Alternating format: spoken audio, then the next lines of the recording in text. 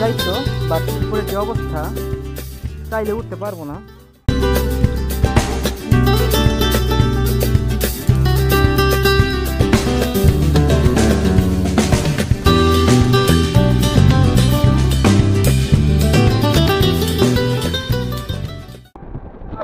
সবাইকে আশা করি সবাই খুব ভালো আছেন, সুস্থ আছেন। এই মুহূর্তে আমরা যাচ্ছি নোয়াজপল্লী, আমাদের গাজীপুরে অবস্থিত। এখানে আমি আর আমার চাচাতো ভাই আছি, আমরা দুইজন আজকে যাবো নোয়াজপল্লী।